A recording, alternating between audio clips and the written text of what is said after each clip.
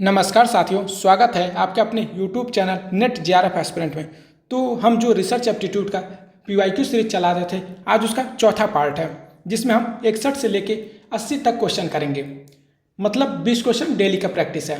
तो आज हम 61 नंबर का क्वेश्चन करते हैं। तो जो पहला क्वेश्चन आपका है, जो 61 नंबर का जो क्वेश्चन है आपका, इसमें क्या पूछ रहा है?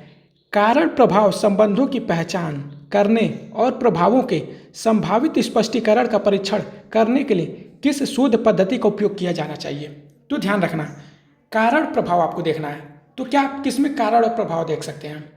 क्या कोरिलेशन में आप कारण और प्रभाव देख सकते हैं? नहीं। ठीक, यहाँ पे क्या होता है, दो संबंधों दो या अधिक चीज़ों के बीच क्या करता है, संबंधों को देखता है। जो कोरिलेशन होता है वो दो या दो से अधिक चरों के बीच क्या करता है, संबंधों को देखता है, ना कि कारण प्रभाव को देखता है। एथनोग्राफी या निर्वंश विज्ञान, एथनो मतलब क्या होता है, कल्चर। किसी कल्चर का आप स्टडी करते हो तो उसी को क्या कहते हैं, एथनोग्राफी कहते हैं। केस स्टडी क्या होता है? केस स्टडी मतलब एक व्यक्ति का गहन अध्ययन, एक ही व्यक्ति का जब गहन अध्ययन करेंगे तो उसी को केस स्टडी कहते हैं। लेकिन जो एक्सपेरिमेंटल या प्रायोगिक होता है, एक्सपेरिमेंटल या उसी को क्या कहते हैं, प्रायोगिक। तो जो प्रायोगिक आपका होता है उसमें क्या किया जाता है, कारण और प्रभाव देखा जाता है, क्योंकि यह प्रयोगशाला में किया जाता है। तो इसी को क्या कहते हैं, प्रायोगिक। इसी में क्या होता है आपका, कारण और प्रभाव देखा जाता है।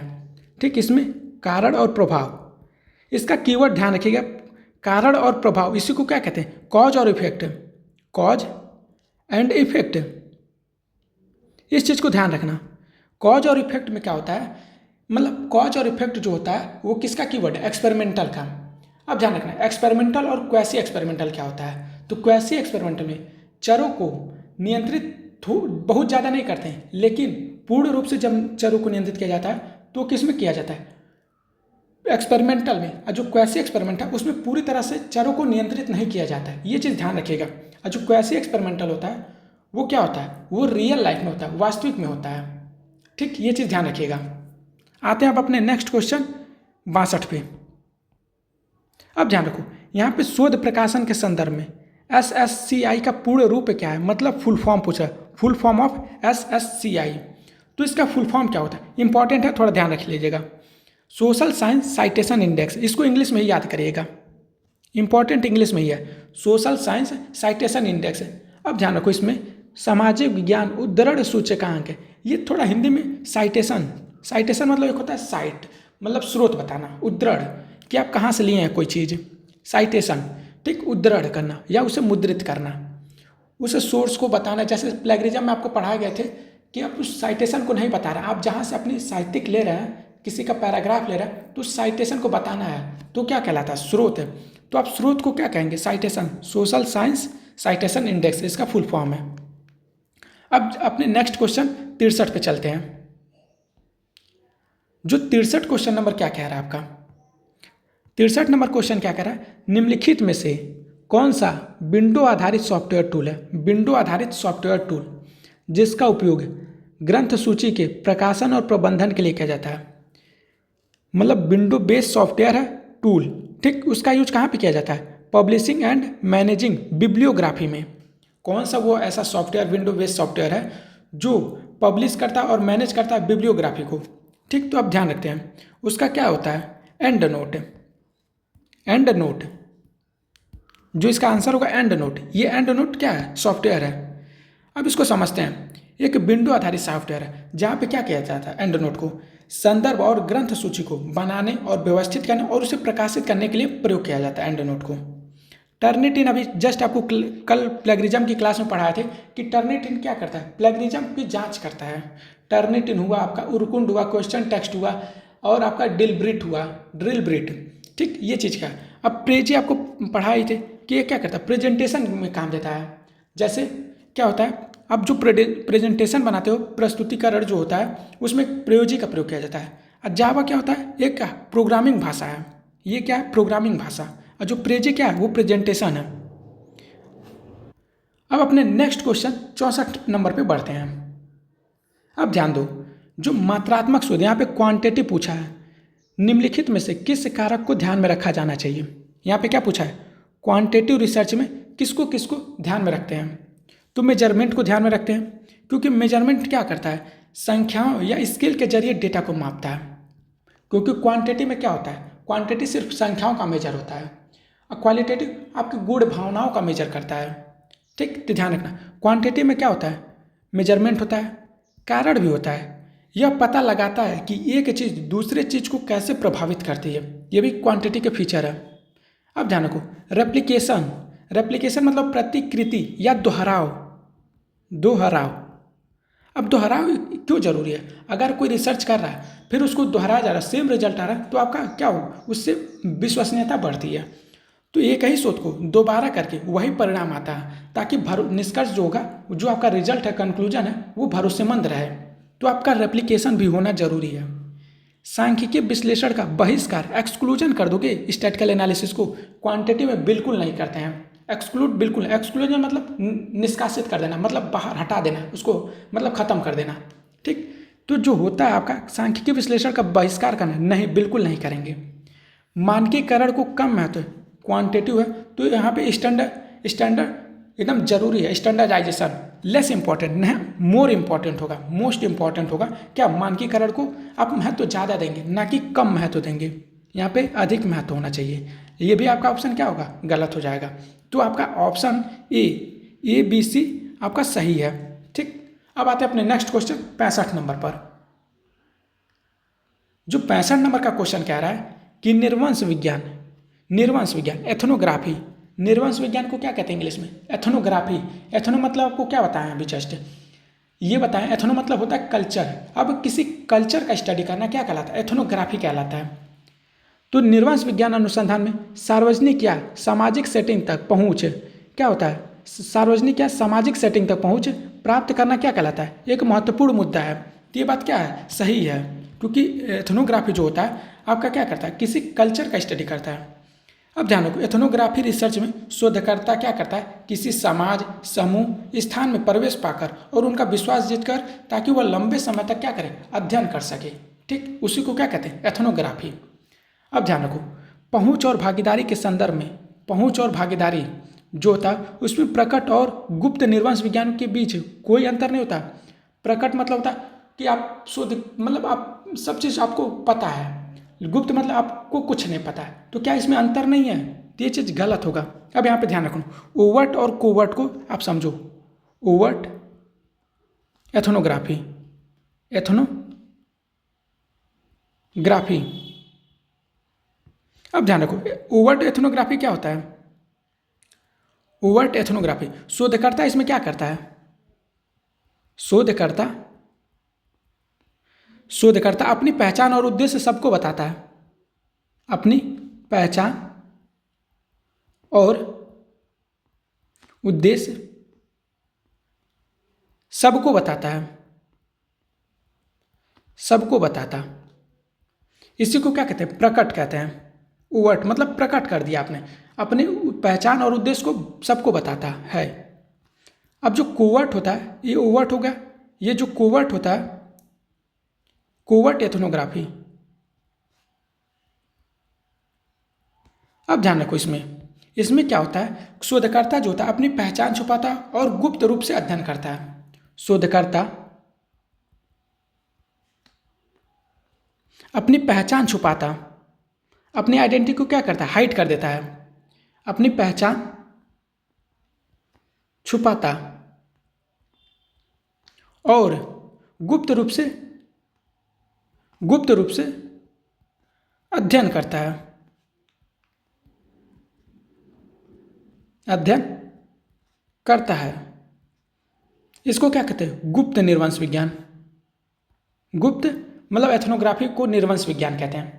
तो आपको ओवर्ट और कोवर्ट में आप समझ गए कि प्रकट मतलब आप उद्देश्य, आप शोधकर्ता की अपनी पहचान बता देगा, लेकिन कोवर्ट में क्या करेगा, शोधकर्ता अपने ना उद्देश्य को बताएगा, ना वो अपने पहचान को बताएगा, और सिर्फ गुप्त रूप से अध्ययन करेगा। तो जो पहला आपका स्टेटमेंट है सही है, लेकिन जो सेकंड स्टेटमेंट है उसमें अंतर होता है, इसलिए यहाँ पे क्या पूछ दिया, नहीं, तो ये आपका गलत हो जाएगा। तो स्टेटमेंट फर्स्ट इज करेक्ट और सेकंड स्टेटमेंट इज फॉल्स। अब आते हैं अपने नेक्स्ट क्वेश्चन 66 नंबर पर। अब ध्यान रखो, संभाव्यता प्रतिचयन की एक विशेषता क्या है, प्रोबेबिलिटी सैंपलिंग क्या होता है। प्रोबेबिलिटी सैंपलिंग ये होता है जिसमें सभी को चयन का जो सिलेक्शन का वो तरीका है वो समान हो। ठीक, ये ध्यान रखना आप लोग, जो इसको समझो आप लोग। प्रोबेबिलिटी सैम्पलिंग, सबको चयन का जो चुनाव है, चुनाव वो समान हो, समान अवसर मिले, सबको चुनने का जो अवसर है वो समान मिले, इक्वल। तो उसी को क्या कहते हैं? Random selection, random selection. अब ध्यान रखो, एक्सीडेंटल सेलेक्शन को क्या कहते थे? एक्सीडेंटल सैम्पलिंग को क्या कहते थे? एक्सीडेंटल को आप कहते थे कि हफाजत सैम्पलिंग या कन्वीनियंस सैम्पलिंग, या उसी को क्या कहते थे? Accidental sampling. ये ध्यान रखना। यह एक क्या था, यहाँ पे लिख देते हैं। एक्सीडेंटल सैम्पलिंग को किस किस नाम से जानते हैं? एक्सीडेंटल सैम्पलिंग, ध्यान रखो। इसी को कन्वीनियंस सैम्पलिंग कहते हैं। इसी को क्या कहते हैं? हफाजत सैम्पलिंग कहते हैं, हफाजत सैम्पलिंग कहते हैं। इसी तीनों का नाम जो है एक ही है, ध्यान रखना इसका आप चीज को। जो प्रोबेबिलिटी सैम्पलिंग होता है उसमें जो सिलेक्शन करेंगे उसको चुनाव का समान अवसर मिले, सभी को क्या मिले? समान अवसर मिले चुनने का। अब आते हैं अपने नेक्स्ट क्वेश्चन 67 पे। यहाँ पे क्या पूछ रहा है?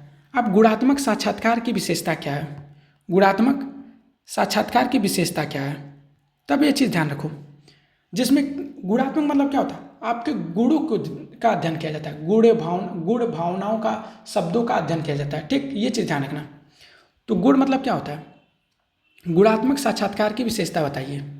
अब क्वालिटेटिव रिसर्च ध्यान रखो, जब इंटरव्यू आप देखते हैं किसी चीज़ का, ठीक, आप यूपीएससी का ही इंटरव्यू देखते हैं, आपके सामने पैनल बैठे रहते हैं और दूसरी तरफ आप कैंडिडेट बैठे रहते हैं। तो उसमें क्या होता है? इंटरव्यू होता है, आप आमने सामने। ठीक, ये चीज़ ध्यान रखना। उसी को क्या कहते हैं? गुणात्मक अध्ययन।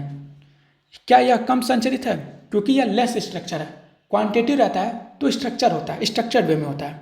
ठीक, तो जो पहला आपका ऑप्शन है ये क्या होता है? क्वालिटेटिव इंटरव्यू में सवालों का जो फॉर्मेट होगा वो खुला रहता है। ठीक, इसी को क्या कहते हैं? जो दूसरा ऑप्शन है आपका, यह शोधकर्ता की चिंताओं को दर्शाता है, नहीं, यह चिंता की नहीं दर्शाता है।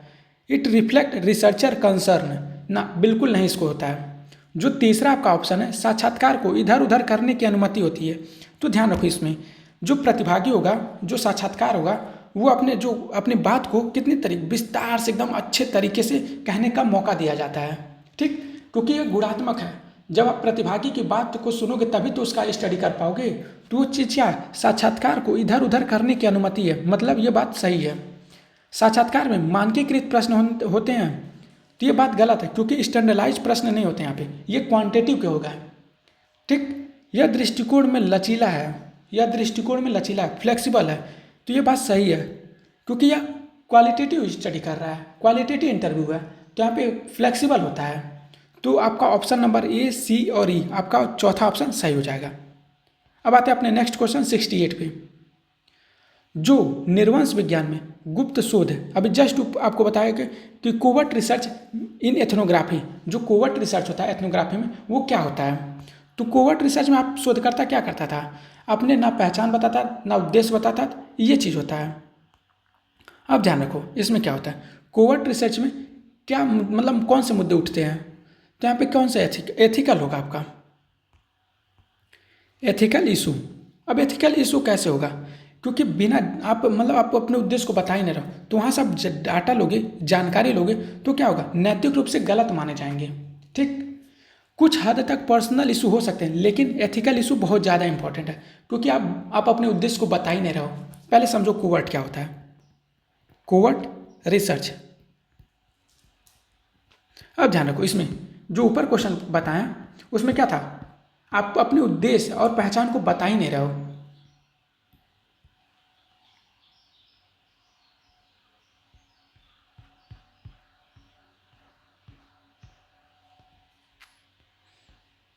अब ये ध्यान रखो, कोवर्ट जो रिसर्च होता है, शोधकर्ता अपनी पहचान को छुपाता है और गुप्त रूप से अध्ययन करता है। ये चीज़ आपको समझ आ गई कोवर्ट में क्या होता है। लेकिन अगर आप किसी व्यक्ति से जानकारी ले रहे हो, क्योंकि आप अपने रिसर्च का उद्देश्य नहीं बता रहे हो, अपनी पहचान भी नहीं बता रहे हो, और जब जानकारी उनसे ले रहे हो, तो क्या होगा? वो एथिकल इशू हो जाएगा, नैतिक मुद्दे हो जाएंगे।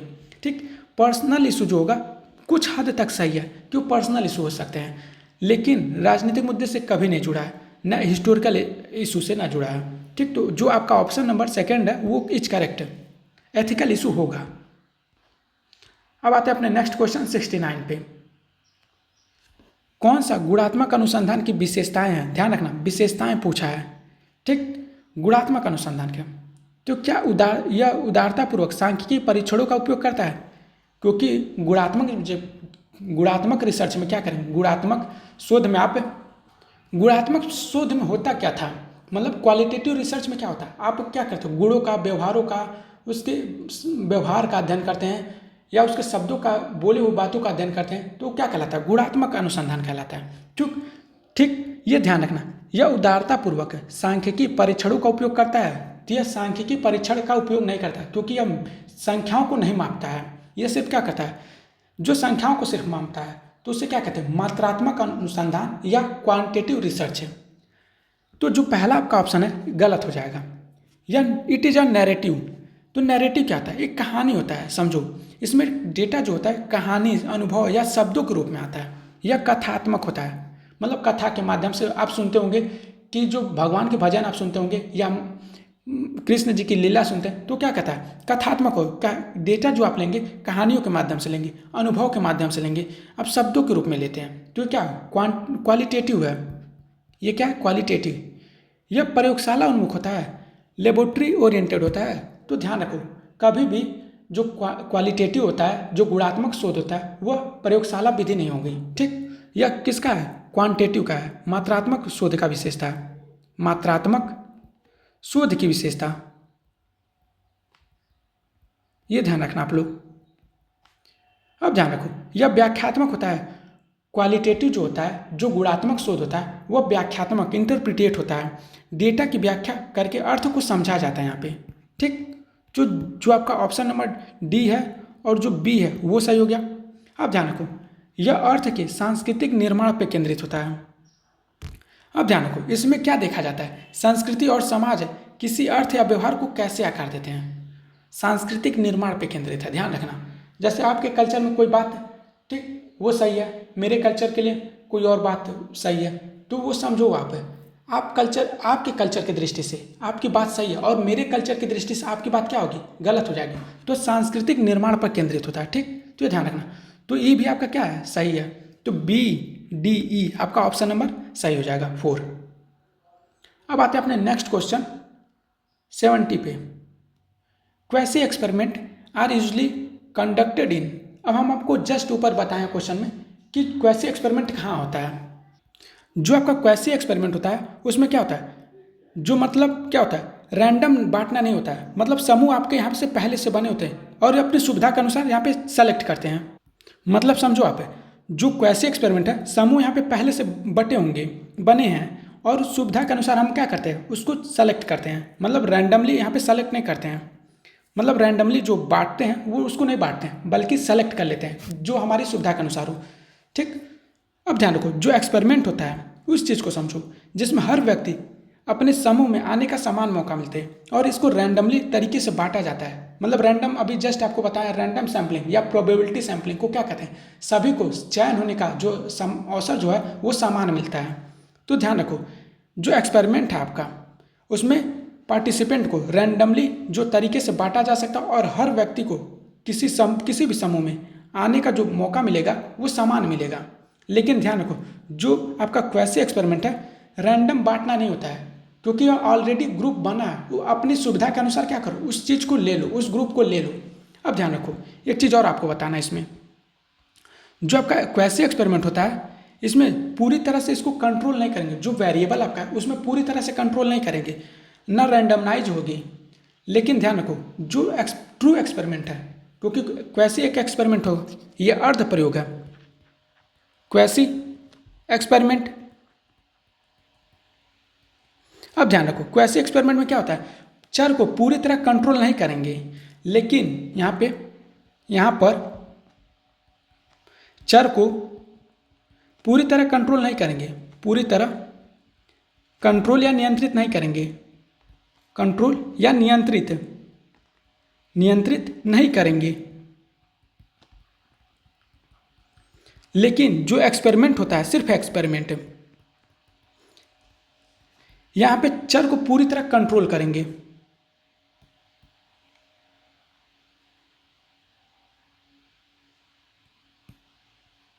यहाँ पे ध्यान दो, करेंगे, तो ध्यान रखना एक्सपेरिमेंट में क्या होता है, यहाँ पे चर को पूरी तरह कंट्रोल करेंगे, लेकिन वैसे एक्सपेरिमेंट को पूरी तरह कंट्रोल नहीं करेंगे। यह कहाँ पे मतलब ज़्यादा यूज कहाँ पे इसका होता है, तो रियल लाइफ सेटिंग में होता है, ध्यान रखना आप लोग, ठीक, ये चीज़ ध्यान रखना। अब आते हैं अपने नेक्स्ट क्वेश्चन 71 पे। एक चीज़ और आप समझो, यहाँ पे एक्सपेरिमेंटल में क्या होता है, यहाँ पर इसका कीवर्ड क्या है, कॉज और इफेक्ट।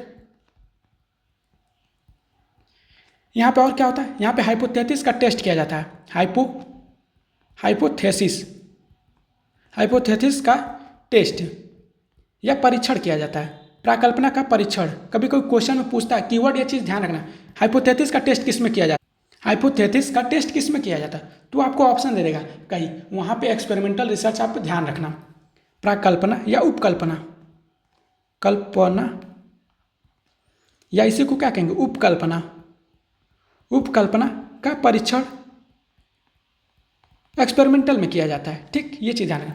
प्राकल्पना क्या होता है, प्रारंभिक विचार, ठीक, मान लो एक घर बनाना है, आपको परिणाम पता है कि घर बनाना है, मतलब एक समस्या आपको टॉपिक मिलेगी घर बनाना है, तो जो घर बनाने हैं कैसे डिजाइन करेंगे, जो आप पहले ही मन में विचार कर ले रहे हो, ठीक, आपको घर एक बोल दिया गया, तो आप जो हाइपोथेसिस बना रहे हो कि घर ऐसे होगा ऐसे होगा ऐसे होगा, ठीक, ये मन में आप विचार कर ले रहे हो, लेकिन जो मन में विचार कर रहे हो वही क्या है, हाइपोथेसिस है, कि जो घर होगा ये रूम यहाँ पे होगा, यहाँ पे किचन होगा, यहाँ पे क्या होगा, जो सामने वाला रूम होगा वो सामने होगा, बाथरूम आपका कहाँ पे हो, ये आपका क्या है, प्राकल्पना है या उपकल्पना है या हाइपोथेसिस है, ठीक। लेकिन जब यही विचार किसी पेज पे डिजाइन कर दिया जाता है तो उसी को रिसर्च डिजाइन कहते हैं, ये चीज़ ध्यान रखना। जब हम आपको रिसर्च डिजाइन पढ़ाएंगे उसमें सारी बातें बताएंगे, क्योंकि अभी हाइपोथेसिस भी पढ़ाना है और रिसर्च डिजाइन भी पढ़ाना है और सैम्पलिंग टॉपिक भी पढ़ाना, क्योंकि यहाँ से एनटीए का क्वेश्चन एकदम बनते ही बनते हैं, तो ध्यान रखना।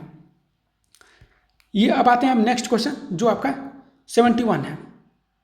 अब यहाँ पे समझो, आप 71 में क्या पूछ रहा है, सार को देखो, सार को क्या कहते हैं इंग्लिश में, एब्स्ट्रैक्ट, किए गए शोध अध्ययन की एक विस्तृत रिपोर्ट है। जो आपका एब्स्ट्रैक्ट होता है वो क्या होता है, छोटा रूप होता है, ना कि विस्तृत रूप होता है, ठीक। इसका उद्देश्य अन्य शोधकर्ताओं के बीच रुचि पैदा करना, ये चीज़ ध्यान रखना आपको। इसमें क्या होता है, अब पहले स्टेटमेंट को आप समझो क्या कह रहा है, जो एब्स्ट्रैक्ट या इसी को क्या कहते हैं, सार। अब सार क्या होता है, यहाँ पे क्या बोल रहा है, डिटेल रिपोर्ट होता है रिसर्च पेपर का, जो रिसर्च स्टडी होता है उसका डिटेल होता है, नहीं, ध्यान रखो, ये ब्रीफ समरी होता है, संक्षिप्त सारांश, ब्रीफ समरी या इसी को क्या कहते हैं, संक्षिप्त सारांश, मतलब छोटा रूप होता है। ये चीज़ आपको समझ आ गई, ब्रीफ सारांश है। अब यह पूरे शोध का एक छोटा और मुख्य बिंदुओं वाला परिचय होता है, ताकि पाठक को क्या हो, जल्दी से समझ आ जाए, ये चीज़ होता है यहाँ पे। तो एब्स्ट्रैक्ट क्या है आपका, यहाँ पे कीवर्ड आप लोग थोड़ा थोड़ा ध्यान से जरूर देखिएगा, क्योंकि यहाँ पे यही कीवर्ड आप नहीं देखेंगे तो आपका आंसर क्या होगा, गलत हो जाएगा। तो आपका जो एब्स्ट्रैक्ट होता है वो आपका मतलब ब्रीफ समरी होता है, मतलब छोटा रूप होता है। और आपका ऑप्शन जो पहला है, मतलब स्टेटमेंट पहला इज इनकरेक्ट, मतलब false, first statement is false.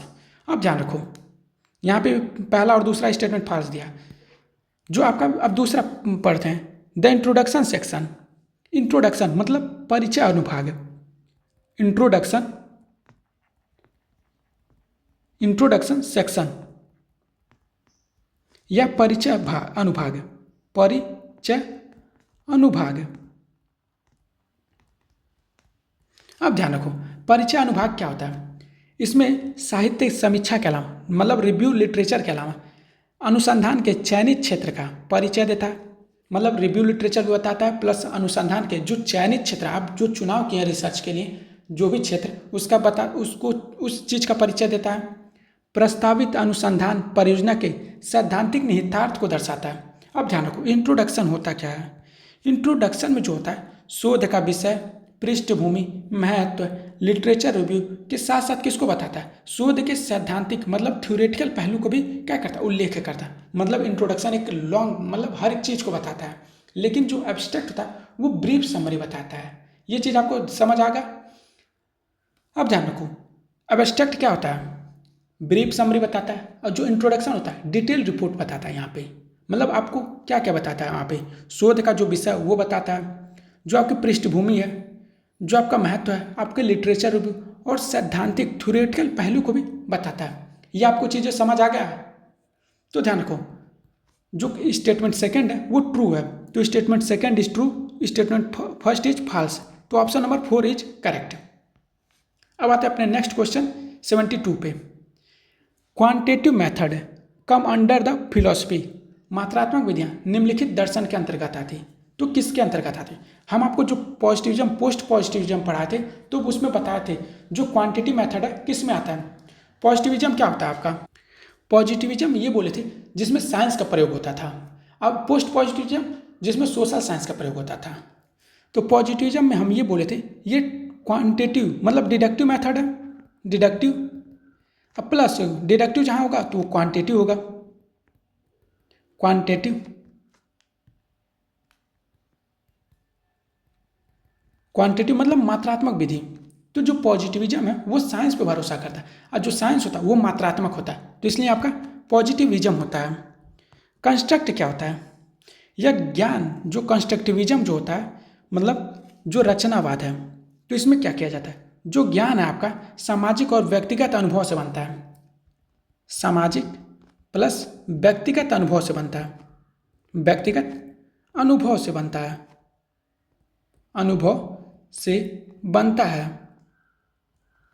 ठीक। इंटरप्रिटिविज्म, इंटरप्रिटिविज्म क्या होता है, मतलब इंटरप्रिटेट करो आप, हर व्यक्ति किसी चीज़ को लेके अपने अपने भाव के अनुसार उसको क्या करता है, व्याख्या करता है। मतलब आप किसी घटना को देख रहे हो, 3 लोग उस घटना को, मान लो एक कॉमन फिनोमेना है, मतलब ये एक घटना हो गई, ठीक।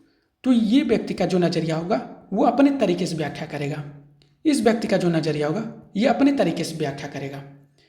ये जो तीसरा व्यक्ति है इस घटना को देख के ये अपने तरीके से व्याख्या करेगा, तो उसी को क्या कहते हैं, इंटरप्रिटिविज्म। हर व्यक्ति का अपना भाव से किसी चीज़ को व्याख्या करना। जो सिंबल होता है, जो प्रतीकवाद होता है, उसमें क्या है, प्रतीकों और उनके अर्थ पर केंद्रित दृष्टिकोण है, ये भी क्या है, क्वालिटेटिव है। ये भी क्वालिटेटिव है आपका, ये भी पहला भी क्वालिटेटिव, दूसरा भी क्वालिटेटिव और चौथा भी क्वालिटेटिव, लेकिन सकारात्मक है। ये क्या है, ये आपका क्वांटिटेटिव है, क्वांटिटेटिव, या इसी को क्या कहते हैं, मात्रात्मक। अब आते हैं अपने नेक्स्ट क्वेश्चन 73 पे।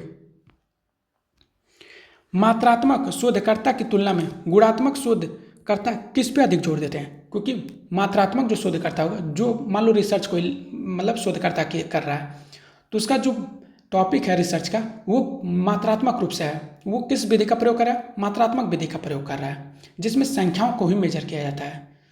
और जो गुणात्मक हो उसमें आपको भाव, आपके शब्द, आपके व्यवहार का अध्ययन किया जाएगा।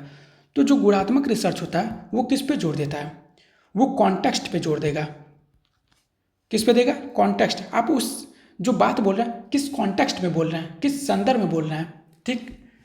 अब ध्यान रखो, मान लो आप एक चीज़ ध्यान रखो, आपकी ये दादी माँ है, ये आप हो, ठीक, ये आपकी दादी माँ है और ये आप हो। अब आप क्या करें, आप अपनी दादी या रिश्तेदार, ये मान लो रिश्तेदार, ये आप हो, ठीक। आप आशीर्वाद लेने गए अपने रिश्तेदार से, तो वो रिश्तेदार ये बोले कि आपके लाइफ में कोई कमी ना आए, तो आप क्या सुन रहे हो, कोई कमी ना आए। यहाँ पे आपको आशीर्वाद में क्या मिला, आशीर्वाद में क्या बोला गया आपको, कि आपकी लाइफ में कोई कमी ना आए, आपकी लाइफ में कोई कमी ना आए, कोई कमी ना आए। और आप क्या सुने हो, आपकी लाइफ में कोई कमी ना आए, आपकी लाइफ में कोई कमी ना आए। अब ध्यान रखो, यहाँ पे कॉन्टेक्स्ट को समझा जाता है, क्योंकि आशीर्वाद जब मिला है तो पॉजिटिव वे में मिलता है, तो आप कमी ना आए इसको समझोगे, तो वही क्या कर रहा है, कॉन्टेक्स्ट को समझेंगे, ना कि उसके मतलब वो शब्दों को तो समझेंगे ही, शब्दों को समझेंगे तभी तो आप समझोगे कि क्या बोला जा रहा है।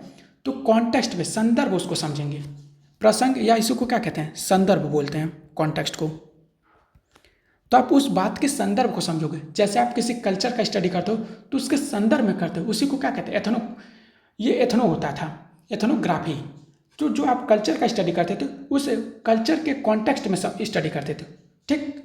तो जो आप गुणात्मक शोध होता था, शोधकर्ता उस किस पे जोड़ देगा, वो कॉन्टेक्स्ट पे जोड़ देगा। अब आते हैं अपने नेक्स्ट क्वेश्चन 74 पे। 74 यहाँ पे आप क्वेश्चन पढ़ो। गुणात्मक अनुसंधान में हस्तांतरण का मानदंड मात्रात्मक अनुसंधान में निम्नलिखित में से किस मानदंड के बराबर है। मतलब ये कह रहा है the criterion of transferability of in quantitative research. जो क्वालिटेटिव रिसर्च होता है, यहाँ पे क्वालिटेटिव है, तो क्वालिटेटिव रिसर्च में क्वालिटेटिव रिसर्च जो है आपका, उसमें ट्रांसफरबिलिटी होता है, ट्रांसफरबिलिटी। अब ध्यान रखो, जो क्वालिटेटिव रिसर्च में होता है उसमें ट्रांसफरबिलिटी का मतलब समझो आप क्या होता है। इसमें ये होता है यह देखना कि नतीजे जो आपको मिले, जो कंक्लूजन आपको मिला क्वालिटेटिव रिसर्च में, क्या वो दूसरी जगह या परिस्थिति में भी लागू हो सकते हैं। इसमें यह देखा जाता है कि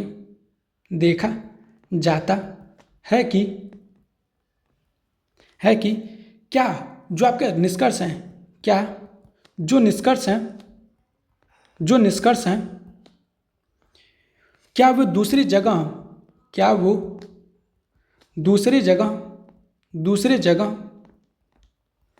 परिस्थिति में लागू हो सकते हैं कि नहीं, लागू हो सकते हैं या नहीं हो सकते हैं, ठीक। अब ध्यान रखो, ये क्वालिटेटिव रिसर्च में ट्रांसफरबिलिटी का मतलब ये होता है। अब ध्यान रखो, इसी में पूछ रहा है उस क्वांटिटेटिव रिसर्च में समतुल्य किसके बराबर है।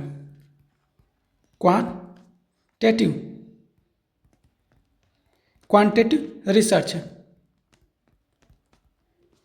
रिसर्च में कौन सा ऐसा टाइप है जो को ट्रांसफरबिलिटी का मतलब बताए, मतलब समतुल्य उसके। तो एक्सटर्नल वैलिडिटी जब हम पढ़े थे, आपको बताया था उसमें कि एक्सटर्नल वैलिडिटी क्या होता है। वैलिडिटी का मतलब क्या, जिस चीज़ को मेजर करते हैं क्या उसी चीज़ को मेजर कर रहे हैं कि नहीं, तो वैलिडिटी हो गया। अब उसमें दो टाइप पढ़े थे, इंटरनल और एक्सटर्नल वैलिडिटी। तो इंटरनल जिसमें कॉज और इफेक्ट था, जो एक्सटर्नल होता था जो आप स्टडी कर रहे हो, जिसका क्या वो निष्कर्ष किसी और जगह अप्लाई हो पा रहा है कि नहीं, उसी को क्या कहते हैं, एक्सटर्नल वैलिडिटी कहते थे। तो ट्रांसफरबिलिटी और एक्सटर्नल का मतलब क्या हो रहा है, आपको समझ आ रहा है, दोनों समतुल्य हैं, मतलब समान रूप से काम कर रहे हैं, तो एक्सटर्नल वैलिडिटी कहलाता है। जो परिणाम है, परिणाम को दूसरी जनसंख्या या स्थिति में लागू करने की क्षमता को क्या कहते हैं, एक्सटर्नल वैलिडिटी। दूसरी जनसंख्या या स्थिति में लागू जो कर सकते हैं कि नहीं, तो करने की क्षमता को क्या कहते हैं, एक्सटर्नल वैलिडिटी कहते हैं। आप एक बार जरूर क्लास को देखिएगा, एक्सटर्नल वैलिडिटी वाली क्लास है, उसमें समझाएं कि एक्सटर्नल वैलिडिटी क्या होती है। अगर आप क्लास जरूर देखेंगे तो आपको हर एक चीज़ धीरे धीरे समझ आएगी। नहीं तो क्वेश्चन पेपर तो हम करा दे रहे हैं यहाँ पे डिटेल सॉल्यूशन, लेकिन कॉन्सेप्ट भी क्लियर होना बहुत ज़्यादा जरूरी है। तो इसी को क्या कहते हैं, एक्सटर्नल वैलिडिटी। अब ध्यान रखो, तो जो क्वांटिटी का जो एक्सटर्नल वैलिडिटी है वो किसके समतुल्य है या किसके बराबर है, क्वालिटेटिव के ट्रांसफरबिलिटी के बराबर है। तो आपका एक्सटर्नल वैलिडिटी। अब ध्यान रखो, इसमें जो ऑप्शन दिया रिलायबिलिटी या वस्तुनिष्ठता या इंटरनल, तो इंटरनल का मतलब क्या है, कॉज इफेक्ट है। अच्छा, एक क्वेश्चन इंटरनल वैलिडिटी का और क्वेश्चन का बनता है, इसके थ्रेट बनते हैं, मतलब खतरा है। हिस्ट्री वाला आपको पढ़ा थे, इंस्ट्रूमेंटल थ्रेट मतलब उपकरण खतरा, हिस्ट्री मतलब इतिहास खतरा आपका, वो और क्या पढ़ाते हैं आपको, हिस्ट्री हो गया, इंस्ट्रूमेंट हो गया, और सिलेक्शन थ्रेट, ठीक, मैचुरेशन परिपक्वता का खतरा, ये सब थ्रेट वाले भी क्वेश्चन आते हैं और उसके डिफाइन करने के क्वेश्चन आते हैं। मतलब आप क्या करो उस चीज़ को, मतलब वो क्वेश्चन जो होता है उसके परिभाषा आते हैं। अब इंटरनल वैलिडिटी क्या होता है, कॉज इफेक्ट हो गया। यहाँ पे आपके खतरे वाला भी क्वेश्चन, खतरों का क्वेश्चन इंपॉर्टेंट होता है, क्योंकि वो पूछता है कि इंटरनल वैलिडिटी के कौन कौन से थ्रेट हैं या टाइप हैं। विश्वसनीयता क्या होता है, जब आप किसी कार्य को कर रहे हो और सेम रिजल्ट आता है तो उसी को क्या कहते हैं, रिलायबिलिटी या विश्वसनीयता। मान लो आप क्या कर रहे हो, एक सर्किल है, ठीक, आपको टारगेट यहाँ पे करना है, लेकिन आप बार बार यहाँ पे टारगेट कर रहे हो, फिर यहीं पे, फिर यहीं पे, तो आपका क्या हो गया, ये रिलायबल हो गया कि मैं बार बार पेपर, मतलब आप समझो इस चीज़ को, अब ध्यान रखो, एक रिलायबल, एक अब मान लो यूजीसी नेट का एग्जाम दे रहा हूँ, आपको एक बार नेट हुआ, फिर 2 बार भी नेट हुआ, फिर 3 बार भी नेट हुआ, तो आपको विश्वास हो जाएगा कि क्या होगा, हर बार पेपर देते हैं मतलब नेट ही निकलता है, तो ये क्या है, रिलायबल हो गया यहाँ पे, ठीक। अब अब वैलिडिटी क्या होता है, जो जिस चीज़ को टारगेट कर रहा हो, क्या उसी चीज़ को मतलब माप रहे हो कि नहीं, तो आपका टारगेट है जेआरएफ है, ठीक, तो आप जेआरएफ ले रहे हो प्लस बार बार ले रहे हो, तो वैलिडिटी के साथ साथ क्या होगा, रिलायबिलिटी भी हो गया, तो ध्यान रखना। अब ऑब्जेक्टिविटी क्या होता है, ऑब्जेक्टिव वो होता है जिसमें हम अपने विचार को न रखें, निष्पक्ष रखें, मतलब बायस ना हो उसमें, ठीक, उसी को ऑब्जेक्टिव कहते हैं। अब आते हैं अपने नेक्स्ट क्वेश्चन 75 पे। अब ET.AL पूछ रहा है, एक शोध लेख के पाठ में यदि किसी संदर्भ को लेखकों के नाम के बाद ET.AL लिखकर उद्धृत किया जाता है तो निम्नलिखित में से कौन सा उद्धृत अध्ययन में शामिल लेखकों की संख्या का प्रतिनिधित्व करता है। तो ET.AL मतलब क्या होता है, पहले ये समझो। इसका मतलब ये होता है, ठीक, ET.AL मतलब एंड अदर, ये इंपॉर्टेंट है। कभी कभी क्या शॉर्ट फॉर्म दे देता है, उसका फुल फॉर्म पूछ लेता है कि इसका मतलब क्या होता है। ET.AL मतलब ये होता है एंड अदर। अब ध्यान रखो, मान लो एक लेखक के बाद 2 लेखक और हैं, तो वहाँ पे लेखक का नाम प्लस ET.AL लिख देंगे। मान लो पहले एक लेखक का नाम है सिंह, दूसरे लेखक का नाम है यादव, तीसरे लेखक का नाम है मतलब गुप्ता, ठीक। तो आप पहले लेखक का नाम लिख दो जो भी आपको लग रहा है, उसके बाद क्या करो, ET.AL कर दो, तो आपको क्या होगा, इसका मतलब आप समझ जाओगे सिंह के बाद भी 2 थिंकर और है, मतलब टोटल 3 थिंकर है, ठीक ना। उसी को क्या कहते हैं, ET.AL। ET.AL में कितने थिंकर आते हैं, 3 थिंकर का प्रतिनिधि लेखकों की जो संख्या का प्रतिनिधित्व कितना करता है, कितने लेखकों के मतलब ऑर्थर का वो क्या करेगा, रिप्रेजेंट करेगा, तो 3 ऑर्थर का रिप्रेजेंट करेगा। अब यहाँ पे कुछ और शॉर्ट फॉर्म लिखवा देते हैं। ET.AL इसका मतलब क्या होता है, एंड अदर। अब दूसरा आपको लिखवाते हैं, विच भी पूछता है, विच मतलब नेमली। तीसरा आपको लिखवाते हैं TR क्या होता है, ट्रांसलेटेड। जो चौथा आपका FN को क्या कहते हैं, फुट नोट। ये इंपॉर्टेंट है, सारा चीज़ आप लोग जरूर नोट कर लीजिएगा अपने एक पेज पे। जो पांचवा आपका है वाइड, वो क्या करता है, रेफर टू। जो आपका छठवां पॉइंट है IB और ID, ये ध्यान रखो। IB अगर आप यहाँ पे शीशा रख दो, एक मिरर रख दी, अब IB को इसमें देखोगे तो आपको उस जो शीशे में दिखाई देगा, जो मिरर में दिखाई देगा, वो ID दिखाई देगा, क्योंकि उल्टा उसको देख रहे हो। तो इन द सेम प्लेस इसको बोलेंगे। मान लो IB को सेम प्लेस पे क्या दिखाई दे रहा है, ID, तो इन द सेम प्लेस। अब ध्यान रखो, जो सातवां आपका है CF को क्या करेंगे, कंपेयर। जो आठवां आपका EN को क्या कहेंगे, इंड नोट, ठीक। ये चीज़ ध्यान रखना, ये इंपॉर्टेंट है, ये ध्यान रखना आप लोग, क्योंकि यहाँ से क्वेश्चन बनते हैं, तो ये चीज़ ध्यान रखना। ET.AL में कितने थिंकर होते थे, 3 ऑर्थर। अब आते हैं अपने नेक्स्ट क्वेश्चन आपका 76, one way analysis of variance which of the following test static would be use. प्रसरण का एक तरफा विश्लेषण करते समय निम्नलिखित में से किस परीक्षण सांख्यिकी का उपयोग किया जाता है। यहाँ पे जो आपका एफ टेस्ट कितने ग्रुप के लिए किया जाता है, 3 या उससे अधिक समूहों की तुलना करने के लिए प्रयोग किया जाता था। 3 या 3 से अधिक समूहों की तुलना के लिए प्रयोग किया जाता है। समूहों की तुलना के लिए प्रयोग किया जाता था। तुलना के लिए प्रयोग किया जाता। अब जो जेड टेस्ट होता था वो क्या हुआ, जब आपका सैंपल साइज बहुत बड़ा हो, मतलब 30 से बड़ा हो, तो जेड टेस्ट का प्रयोग किया जाता था। टी टेस्ट का प्रयोग जो आपका सैंपल साइज है 30 से बड़ा हो। जो आपका टी टेस्ट है वो दो ग्रुपों के बीच की तुलना के लिए किया जाता था। और जो काई वर्ग है, काई स्क्वायर है, ये ध्यान, जो काई स्क्वायर है वो उसका क्या होता है, अभी पिछली वीडियो में भी बताए थे कि जो पीवाई को सॉल्व कराते हैं उसमें कैटेगरी डेटा को दो वेरिएबल के बीच कोई एसोसिएट है या नहीं, मतलब संबंध है या नहीं, एसोसिएट मतलब जुड़ा होना, दो चरों के बीच कोई संबंध है या नहीं, वो भी कौन सा डाटा हो, कैटेगरी वाला डाटा हो, ठीक, उसको क्या कहते हैं, काई स्क्वायर कहते हैं। जो एफ टेस्ट है, एफ टेस्ट को किस और नाम से जानते हैं, अनोवा। अनोवा का फुल फॉर्म क्या होगा, analysis of variance, analysis of variance, ठीक, ध्यान रखना आप लोग। अब आते हैं अपने नेक्स्ट क्वेश्चन 77 पर। अब 77 क्या कह रहा है कि जो सामाजिक विज्ञान अनुसंधान में, ध्यान रखना, सिद्धांत का उपयोग है, यहाँ पे किसका पूछ रहा है, सिद्धांत का उपयोग महत्वपूर्ण है, क्योंकि यह क्या प्रदान करता है, यह क्या करता है, जस्टिफाई करता है, जस्टिफाई ऑफ फॉर रिसर्च। जो सिद्धांत का उपयोग कर, मान लो आप कोई सामाजिक विज्ञान में रिसर्च कर रहे हो, तो उसमें जो थ्योरी पढ़ रहे हो, तो थ्योरी क्यों पढ़ रहे हो, उसका क्या उपयोग है, जो आपका रिसर्च है उसको जस्टिफाई कर रहा है, मतलब सही ठहरा रहा है, ठीक ना, ये चीज़ ध्यान रखना आप लोग। जस्टिफाई समझो क्या होता है, शोध क्यों और किसके लिए किया जा रहा है, और इसका औचित्य, मतलब जस्टिफाई क्या है, जस्टिफिकेशन देता है। शोध मतलब सिद्धांत क्या बताता है, आपके अध्ययन का सैद्धांतिक आधार क्या है, और किन विचारों या मॉडलों के आधार पर आप प्रश्न पूछ रहे हैं या विश्लेषण कर रहे हैं, तो ये ध्यान रखना आप लोग।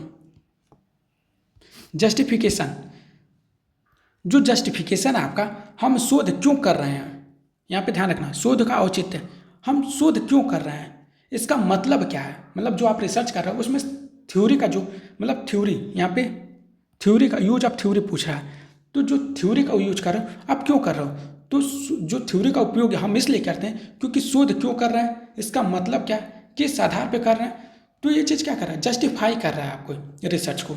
तो यह हमारे रिसर्च को क्या करता है, एक दिशा, एक डायरेक्शन देता है, और प्लस कारण देता है कि हम क्यों कर रहे हैं और किस वे में करेंगे, ठीक, तो ये चीज़ क्या होगा, जस्टिफिकेशन फॉर रिसर्च है। क्वांटिटी डेटा जिसमें नंबरों को किया जाता है। अति साहित्य, ये ध्यान रखना, कॉन्स्टेंटिंग फ्रेमवर्क या कॉन्स्टेंटिंग फ्रेमवर्क। अब आते हैं अपने नेक्स्ट क्वेश्चन 78 पे। जो 78 का क्वेश्चन है इसमें पढ़ो आप, मतलब समझो आप इसको। उत्तरदाता का एक नमूना जो शोधकर्ता के लिए उपलब्ध हो, क्योंकि उत्तरदाताओं तक उनकी पहुंच है। अब ये चीज़ समझो, जो सैम्पलिंग, ये सैम्पलिंग टॉपिक आपको नेक्स्ट क्लास में जरूर पढ़ाई जाएगी, तो यहाँ से क्वेश्चन बनते हैं, तो ये आप ध्यान रखो, जो शोधकर्ता के लिए उपलब्ध है, मतलब जो आसानी से उपलब्ध है, तो उसको क्या कहेंगे, कन्वीनियंस सैम्पलिंग, क्योंकि कन्वीनियंस को 3 नामों से जानते हैं, ऊपर अभी जस्ट आपको क्वेश्चन में बताया गया है। तो कन्वीनियंस सैम्पलिंग को किस किस नाम से जानते हैं, हफाजत सैम्पलिंग या उसी को एक्सीडेंटल सैम्पलिंग के नाम से।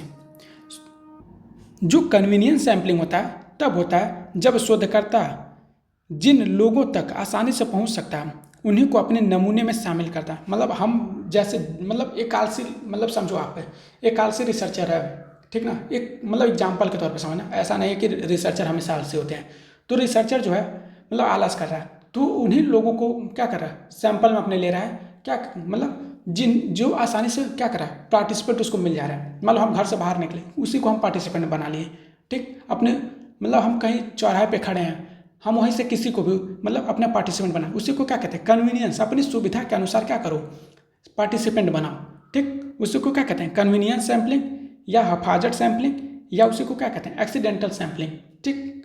अब ध्यान रखो, रैंडम सैम्पलिंग क्या होता है, रैंडम सैम्पलिंग जिसमें हर व्यक्ति को चुने जाने का जो अवसर होगा वो समान होगा, equal chance, equal chance. Quota sampling क्या होता है, कोटा सैम्पलिंग मतलब आपको यहाँ पे एक चीज़ ध्यान रखना, कोटा, कोटा मतलब होता है फिक्स है। मान लो आपको राशन मिलता है, आज के समय में बीजेपी सरकार क्या कर रही है, राशन दे रही है सबको 5-5 किलो एक एक लोगों पे, ठीक, तो जो कोटा आपका फिक्स है, तो यह क्या होता है, इसमें शोधकर्ता तय करता है कि किन समूहों से कितने लोग लेने हैं। ठीक, ये चीज़ होता है। शोधकर्ता इसमें क्या करता है, तय करता है, फिक्स करता है कि हम किस समूह से कितने लोगों को अपना पार्टिसिपेंट बनाएंगे। तो ये चीज़ हो गया। स्नोबॉल सैंपलिंग क्या होता है, स्नोबॉल सैंपलिंग क्या होता है, इसमें एक व्यक्ति से संपर्क शुरू किया जाता है और फिर वह अन्य लोगों की जानकारी देता जाता है। जैसे आप ये मान लो एक पहाड़ है, ठीक। अब यहाँ से एक गेंद को नीचे की तरफ फेंकी गई, तो यह गेंद क्या कर रहा है, यहाँ पे आया और बड़ा हो गया, यहाँ पे आया और बड़ा हो गया, यहाँ नीचे आया तो और बड़ा हो गया। तो जब क्या किया जाता है, वो बर्फ का गोला जब नीचे की तरफ गिर रहा है या मतलब ढलान की तरफ जा रहा है, तो क्या हो रहा है, बर्फ का गोला का साइज बढ़ता जा रहा है। उसी तरह एक व्यक्ति के संपर्क में से क्या होता है, अन्य व्यक्ति को जानकारी दे रहा है, उसी को स्नोबॉल सैंपलिंग कहते हैं। अब आते हैं अपने नेक्स्ट क्वेश्चन 79 पर।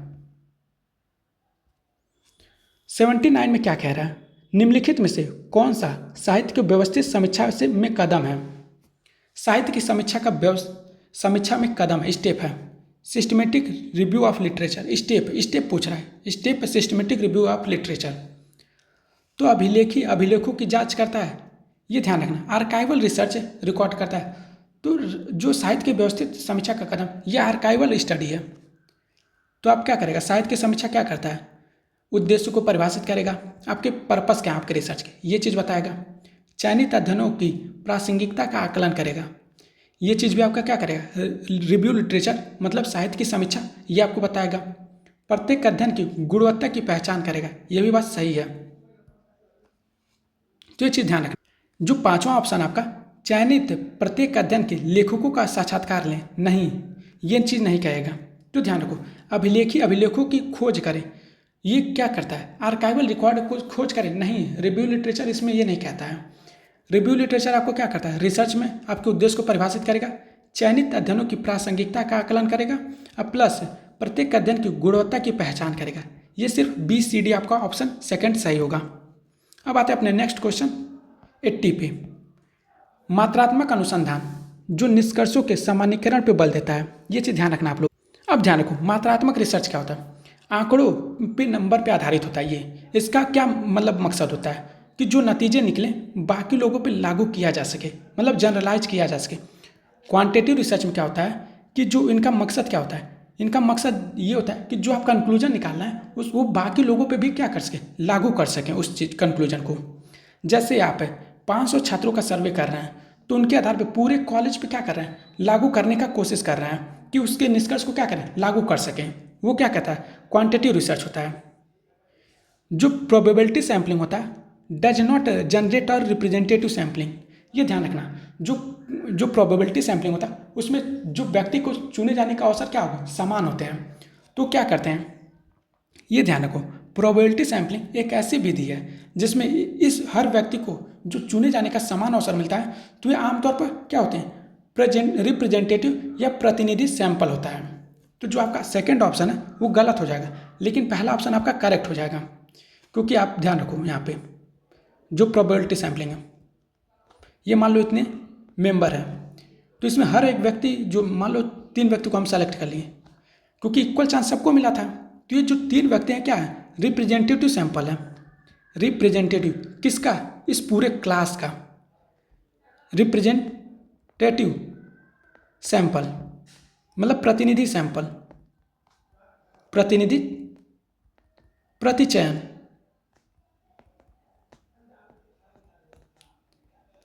तो ये क्या कहता है, रिप्रेजेंटेटिव सैंपल होता है, नहीं। यहाँ पे क्वेश्चन में क्या क्या नहीं करता है, तो ये गलत हो जाएगा। तो पहला ऑप्शन इज करेक्ट है, दूसरा option is false, option number 3 is correct. तो ध्यान रखो, अगर आपको ये PYQ सॉल्व करने में अच्छा लग रहा है तो प्लीज़ वीडियो को लाइक करेगा, चैनल को सब्सक्राइब करेगा और आप अपना कमेंट सेक्शन में कमेंट जरूर करिएगा। ध्यान रखिए, धन्यवाद।